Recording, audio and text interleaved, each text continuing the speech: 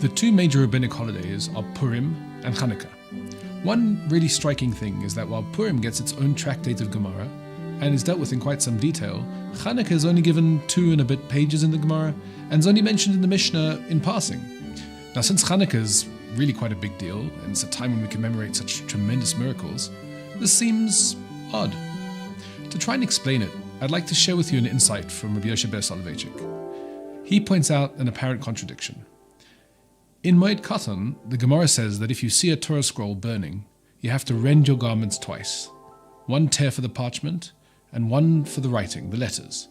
And the Gemara cites a verse to prove its point, lamenting how King Yehoiakim burned the scroll and the words, 2 things. On the other hand, the Gemara in Avodah Zarah tells the tragic story of Hanina ben Tradion, who was burned alive by the Romans wrapped in a Torah scroll for the unforgivable crime of teaching Torah in public.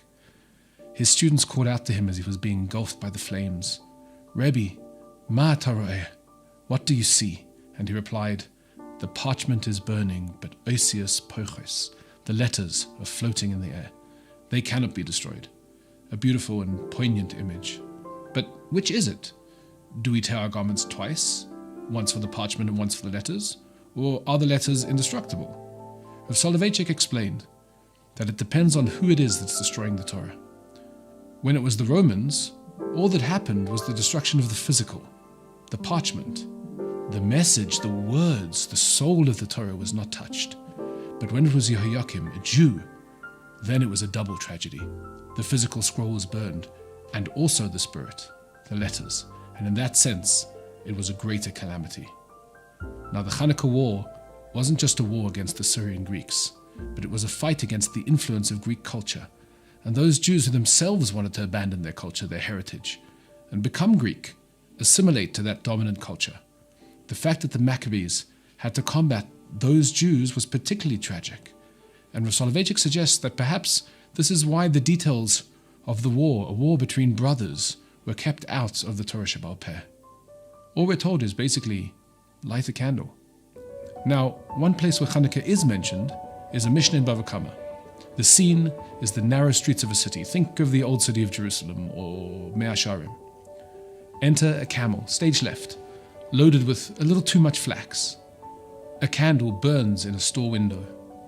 The flax on the camel sticks through into the window and catches fire, and the building burns down. Now, the Mishnah says that the camel owner is liable because the candle was inside, but if the candle had been outside, then the store owner would have been liable, since outside is no place for a candle.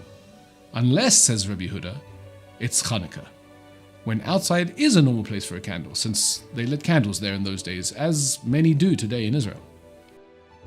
Of course, this Mishnah is about torts and liability, but if Chanukah is mentioned here specifically, then something else is being hinted at as well. One spark from a candle can spread like wildfire. Yes, Torah scrolls can be burnt physically and metaphysically, but a candle is not just fire, it's also light.